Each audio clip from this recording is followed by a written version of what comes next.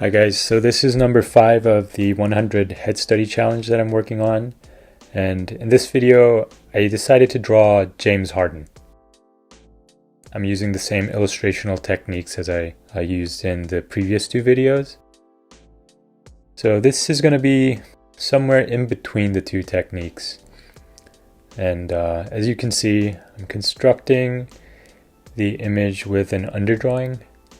So I'm using a light pencil type tool, and I decided to go with a kind of unusual angled view of the portrait. So I'm kind of the camera is sort of looking up at the subject.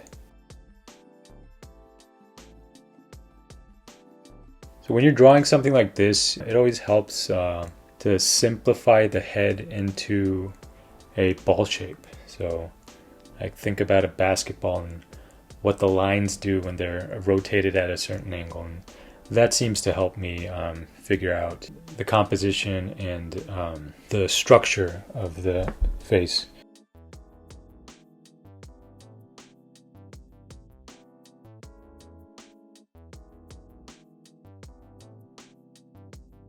So I lowered the opacity of the underdrawing, and I am inking the line work with a ink brush. So you can do this with a regular round brush. All you need to do is have the pressure sensitivity on and have the smoothing to somewhere around 50 to 70%.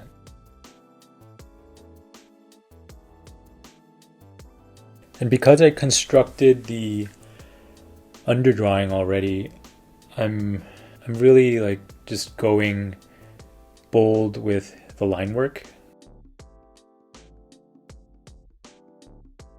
And this type of brush effect is very similar to a physical like ink and brush drawing or a brush pen drawing.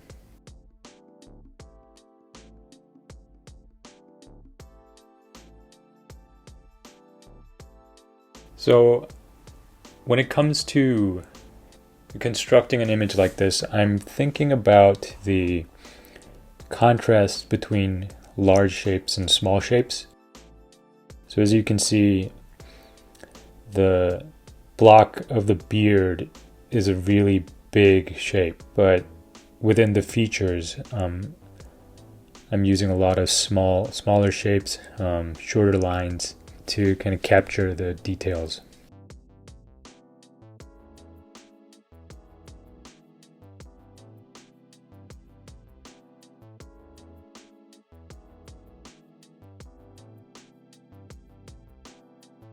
And at this stage, I'm really thinking about like separating the values. I'm thinking about how I want to ink this. So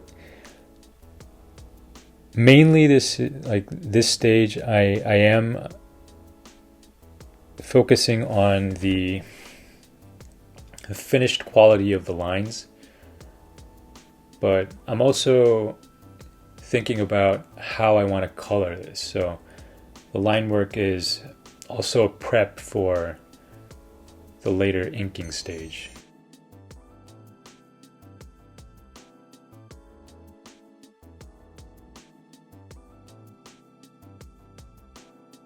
And I switched the opacity back to 100%, so I can get a better look at the line work. And I made the mistake of inking the image on the same layer as the underdrawing, but because there's a separation of value, you can easily erase the underdrawing line work with the magic wand tool. Right now I'm just like using the eraser to get rid of some of the strokes here and there, but getting rid of the lines isn't that difficult.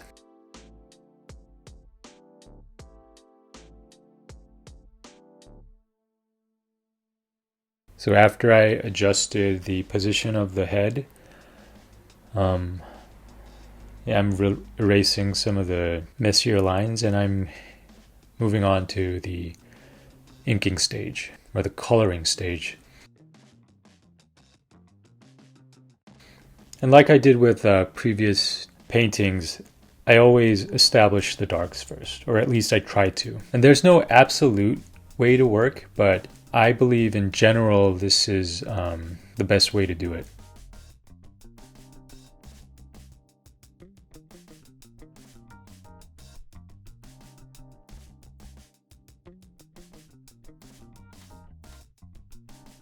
So I'm hitting the darkest darks at the moment, and I'm going to gradually work towards the lighter shades and the lighter colors.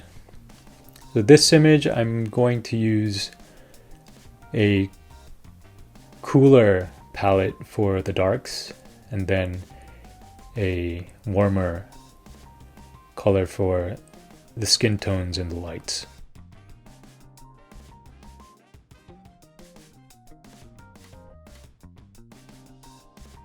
And having a tight line work helps when it comes to shading and inking, but as you can see, I don't completely follow the line work. If I need to, I'll redraw and ink a bit differently from the line work, and I don't really bother to erase the lines that exist. I think it adds some interesting texture, but I am observing this subject, and I'll do the ink work a little differently here and there. And in this painting, I'm not using a brush to ink the image. I'm using the lasso tool to create a selection, and I'm using the paint bucket to basically just fill in the area with color. And this is a very similar process to using the pencil tool in Illustrator to color in images. And now I'm using a secondary dark, so a slightly lighter value and a slightly saturated color of dark, but I felt like it was necessary to separate the two darks a bit, and yeah, I'm establishing the rest of the darks with a slightly lighter color.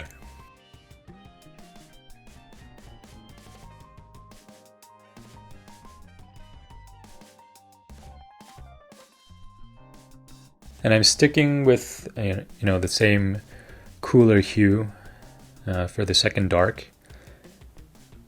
And I'm going to be using a warmer sort of pinkish color for the skin tone. And that really helps the lights to emerge out of the cools.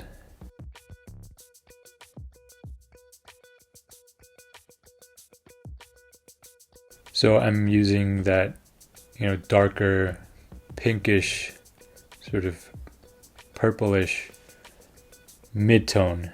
So that would be the transition between the darks to the lighter skin tones.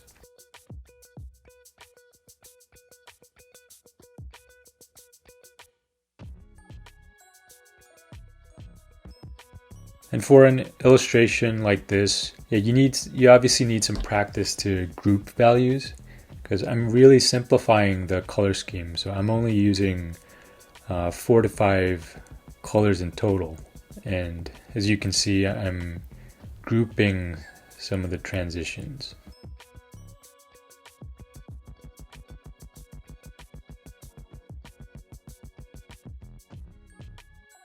It might have been a good idea to sort of blend those transitions a bit and soften the edges, but in this case, I just wanted to stick to the separation and the hard edges. Now I'm getting into the basic skin tone.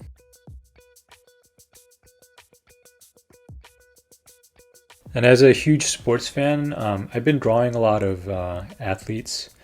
This is the first time I've actually drawn James Harden. And I feel like he's a super interesting character, definitely one of the most popular American sports figures at the moment. And yeah, I've always wanted to illustrate him, but I felt like this would be a good opportunity to do so.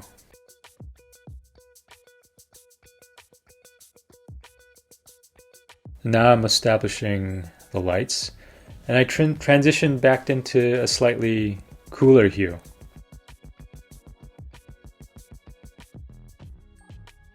So notice how I went from cool to warm and back to cool. So that gives you a nice visual rhythm. It gives you a nice color rhythm.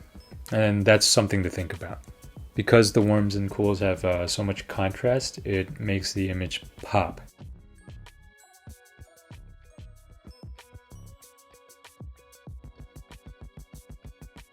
But if you're going for a slightly flatter image, if you want to blend things in, you would want to use either only cools or only warms, and that kind of blends everything in.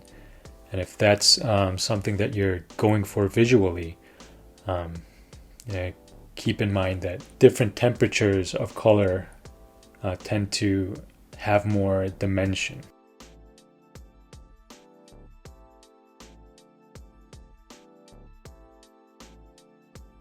And I'm treating the highlights here and there, some rim light. I'm using the same hue, but just using a lighter value.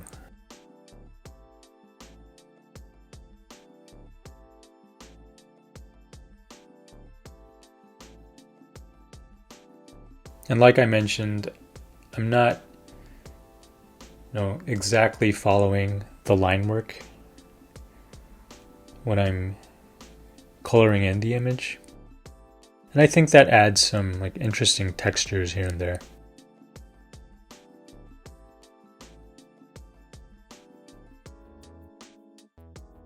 And I went back into the skin tone, and I'm using an airbrush just to get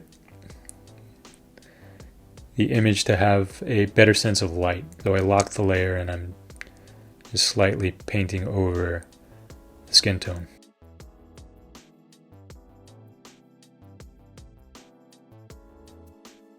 And for the final step, I tried, different colors and, different strokes for the background, but I felt like it was too distracting. In the end, I decided to keep a flat background. And after looking at the image for a bit, I decided to go with a slightly darker purple for the background.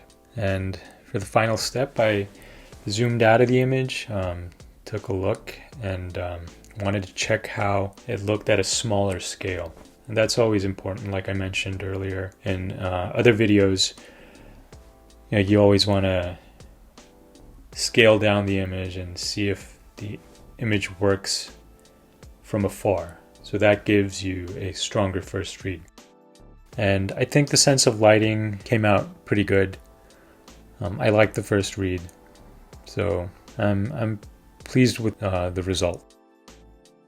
Yeah, it was a fun illustration piece. It was a fun head study. I think I'll be doing more of these brush pen style digital studies in the future, but for the next video I'll be working in Illustrator. So I'll probably do the underdrawing in Photoshop and then bring that into Illustrator and use a similar approach, but it's going to look quite different. So I hope this video helped. I hope you enjoyed it. And I got 95 more to go. I'll see you in the next one. Thank you.